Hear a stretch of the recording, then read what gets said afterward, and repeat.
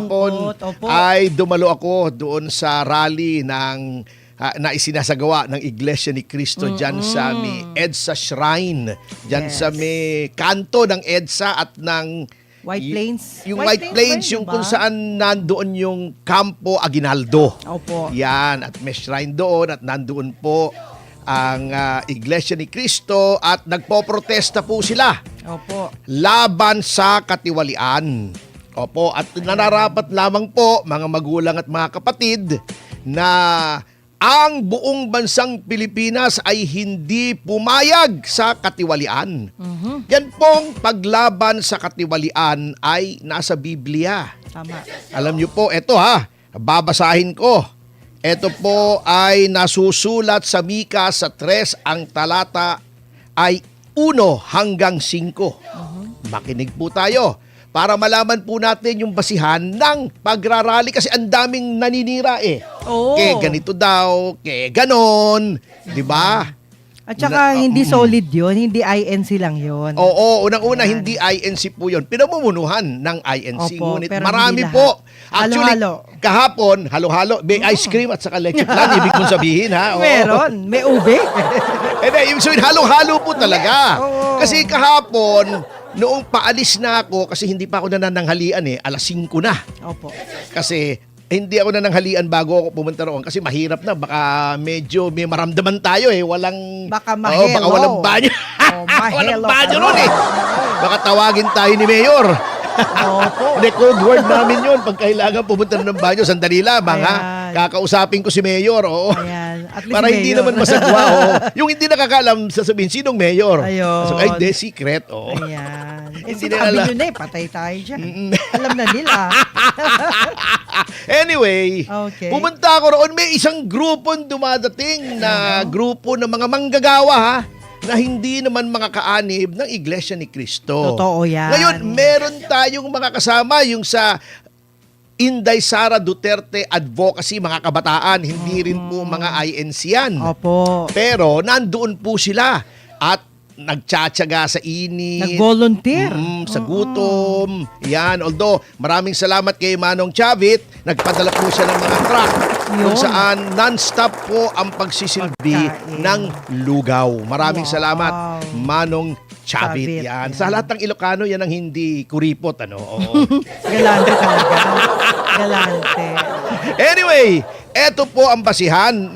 Katulad ng sinabi ko nung pagbungad natin dito sa ating programa, Opo. yan po ay noon pa, panahon pa ng biblical times ba kumbaga, ay mayroon ng katiwalian at ito po ay nagpoprotesta na ang mga tao. Ito ngang Mikas, ang talata, Mikas 3, ang talata ay 1 hanggang 5. Ito po ang nasusulat. At sinasabi ko, makinig kayo lahat ng mga pinuno ng Israel. Siyempre, Israel pa po ang bayan noon, ano? Yun, yes. Katarungan ang dapat ninyong pairalin. Ngunit ayaw ninyo ng mabuti at ang nais nyo'y kasamaan. Binabalatan ninyo ng buhay ang aking bayan at unti-unting hinihimay ang kanilang mga laman. Yan yung pagnanakaw, di ba? Opo. Na sinasabi na noon pa man hanggang ngayon ay Meron pa dapat rin. yan ay hindi dapat ay kondenahin at hindi payagan. Yun. Kinakain ninyo ang kanilang laman, binabakbak ang kanilang balat, binabali ang mga buto at tinatadtad na parang karneng iluluto. Darating ang araw na kayo'y dadaing sa Ama, ngunit hindi niya kayo tutugunin. Hindi niya kayo pakikinggan dahil sa inyong mga kasamaang ginagawa. Ayun. Eto pa, ipagpapatuloy po natin ang huling talata para dito. Ganito ang sinasabi ng Diyos tungkol sa mga bulaang propeta na naging dahilan ng pagkaligaw ng bayang Israel. Nangangako sila ng kapayapaan sa mga nagsusuhol sa kanila, ngunit pinagbabantaan nila didigmain ang ayaw magsuhol sa Uy, kanila. nangyayari ngayon yan. Yan ang yan. Oo. Ang nangyayari. Uy, napakaaga naman. Happy- Maraming salamat. Happy 1K. Oh, happy 1K live Live viewers sa DCAR YouTube. Yan. Opo. Yes, Sesyo Tupasyo pa rin po ito. Opo. Hindi po ito religious program. Kaya lang, napakabuluhan po ng nasasaad sa Biblia. Ito po ay lahat naman tayong mga Kristiyano, may kay INC, kay miyembro ng Kingdom of Jesus Christ, kay Opo. Katoliko, kay Protestante, di ba? Opo. Adventist, etc. Isa lang naman po ang Biblia natin. Correct. Yan po ang noon pa lamang panahon ng Biblia ay talagang dapat na pong kondenahin. Ayun. Yung mga panliling lang na ganito. Ngayon, may mga tumutuligsa sa atin, manang Jubes, ano? Mhm. Sabi nila, hindi ba kayo ay may doktrina? Opo. Sabi sa INC na, Opo. kayo ay pasasakop. Eh bakit kinakalaban nyo ang gobyerno? Sabi nila. Alam nyo, tama po yan, ano? Mayroon po talagang nasa Biblia naman na pwede naman pong basahin ng kahit sino. At ito po ang nakalagay. Ano? Ito ang nakalagay. Okay. Ito ay nandito sa Roma sa 13. Nakalagay dito, magpasakop kayong lahat sa mga namumuno sa pamahalaan. Sapagkat ang lahat ng pamahalaan ay nagmula sa Diyos. At siya ang naglagay sa mga namumuno sa kanilang mga pwesto. Yan ay isang bagay na nasusulat sa Biblia. Yan. Pero nakalagay din dito, ito ay ginagamit nila kontra dun sa rally. Oo. Sabi nila, kaya ang mga lumalaban sa pamahalaan ay lumalaban sa itinalaga ng Diyos. At dahil dito, parurusahan niya sila. Oo. Pero nakalagay din dito ang mga namumuno ay hindi dapat katakutan ang mga gumagawa ng mabuti. Ang dapat matakot sa kanila ay ang mga gumagawa ng masama. Kaya kung nais mo na wala kang ikatakot sa mga mamumuno, gawin mo ang mabuti at pupurihin ka pa nila. Eto, nakalagay Ito ay tungkol sa pamumuno. Okay, ang general rule, dapat magpasakop sa pamahalaan. Sapagkat ang mga opisyal natin sa pamahalaan ay itinalaga ng Diyos, di ba? Kasi sabi nga, di ba, the voice of the people is the voice of God. Oo. Eto, pero nakalagay din po dito sa Roma. Basahin po natin. Dito sa Roma 13, ang talata ay 4. Kasi nakakalimutan nila ito Yes. Sapagkat ang mga namumuno sa bayan ay mga lingkod ng Diyos para sa ating ikabubuti. Uy, Kung maggumagawa ikabubuti. ng mabuti, hindi dapat labanan. correct. Tama naman yun. Okay.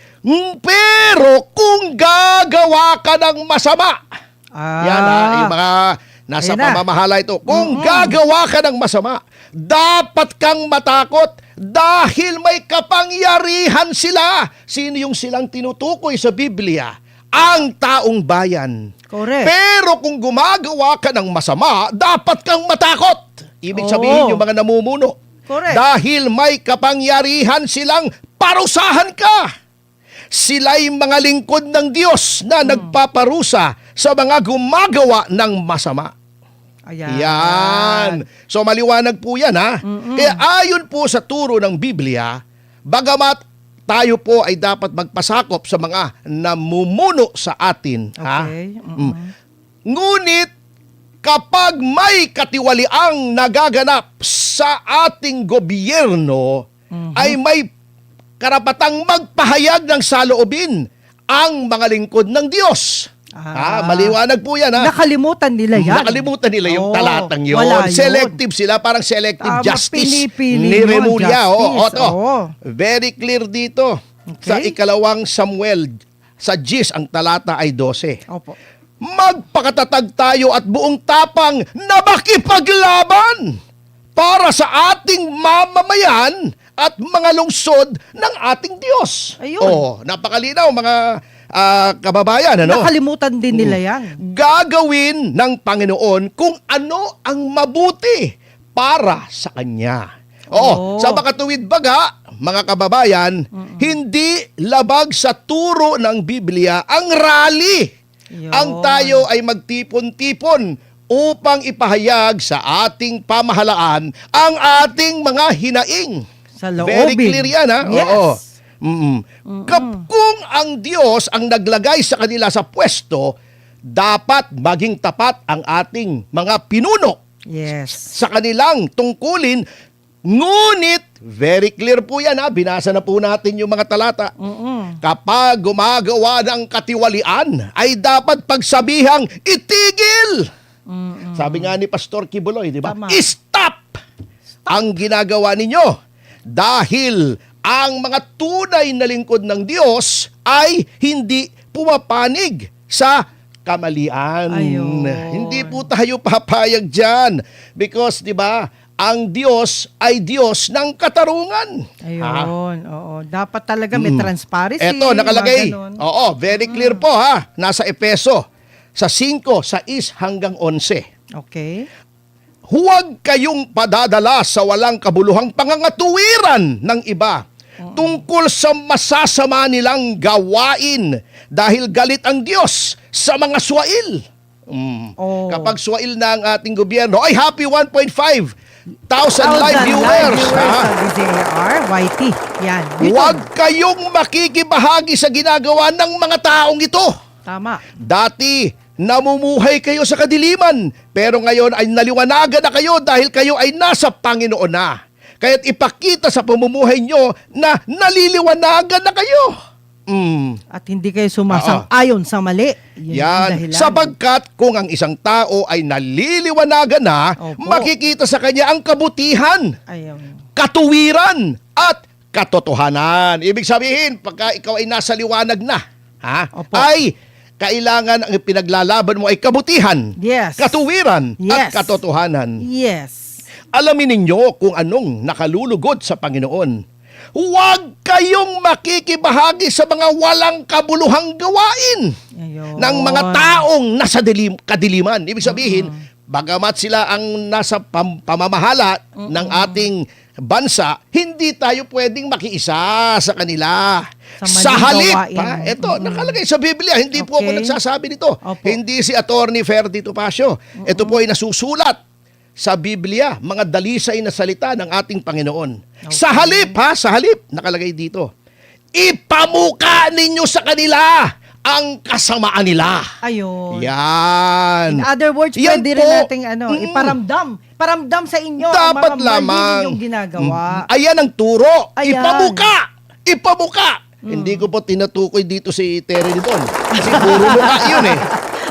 Pero may damdamin naman yan. Mararamdaman niya yan kapag Oo, narinig niya. ipamuka ninyo sa mga gumagawa ng katiwalian na ang mga ginagawa nila ay labag sa itunuturo ng Biblia. Yan po, maliwanag na maliwanag. Wala pong paglabag sa mga salita ng Diyos. Bagkus, mga kaibigan, pagtupad po yan Opo. sa nais ng Panginoon na samahan natin ang mga pinuno natin kapag mabuti ang kanilang ginagawa. Ngunit kapag ang ginagawa nila ay wala na sa katuwiran, injustice na. Opo. Because tama po yung sinabi ng Iglesia ni Cristo na selective justice is also injustice. Injustice. At ano naman po ang injustice na sinasabi po? Hindi lamang nila, hindi lang naman ang INC ang nakakapuna, kundi maraming tao. Ay, opo. Ito pong ipinagpipilitan nila na yung kontribusyon daw, hindi ko talaga maarok kung saan ang galing ito eh. At kitang-kita nyo naman, noong ini-interview si Miko Clavano, yung batang yan, noong pang nasa DOJ yan, puro kapwitan na sinasabi eh, ha? Oo. Ano yung invention? Kitang-kita nyo, hirap na hirap siya. Kita mo yung mata niya, yung kilos niya, di ba? Malikot ang mata. Malikot Hindi ang makatingin mata. sa mata.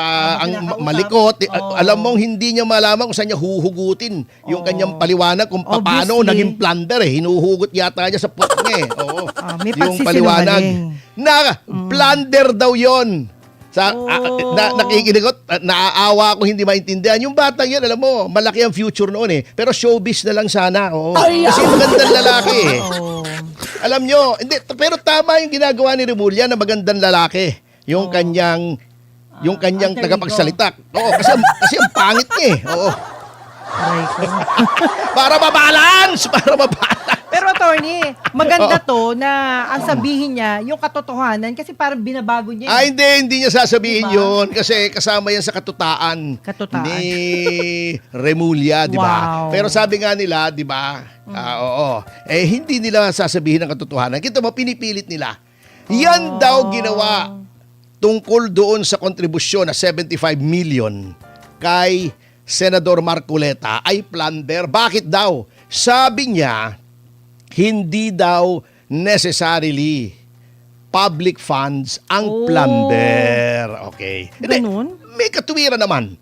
Tayo iparehas dito. Ngunit, hindi po porket binigyan ka ng more than 75 million. Ay plunder na yon. Lalong-lalo na kung napakalinaw naman ng paliwanag, di ba? Na ito ay kontribusyon, hindi suhol. Ayan. Ngayon, eto suriin natin. Ano ang mga elements ng plunder? Yan. Yun. Basahin mo, Jubes. Well, syempre. Ito, yan. Nandito sa Section 2 of yung Plunder Act or Republic Act 7080. Oo, ano Ang nakalagay? plunder is committed ng mga public official na meron sa sarili nila o ang conspiracy ng iba. Ito ay nag-accumulate sa amases or acquires ill-gotten wealth. Gulugin mo naman baka amases ka ng amases. Baka Eh, sabi si Meneses Carpio yan Oo. Ito yung kombinasyon ng overt or criminal acts. May mga criminal na aksyon. Siyempre, nagkakalaga at least 50 million pesos. Yan, okay. Pansinin natin mga kasama. Overt or criminal acts. Yan. Amounting to at least 50 million pesos. Baka yun ang sinasabi niya. Hindi nga ito. Okay. Okay naman. 75 million, ibig sabihin at least 50 million. Pasok doon sa threshold pagdating sa amount. Okay. Pero, criminal act ba yung pagbigay Hindi. ng 75 million? Teka, suriin natin. Okay. Okay. Di ba sinasabi nila, tumanggap si Senator Marcoleta? Okay. Tama naman. Noon tumanggap siya, ay opisyal siya ng gobyerno. Tama naman.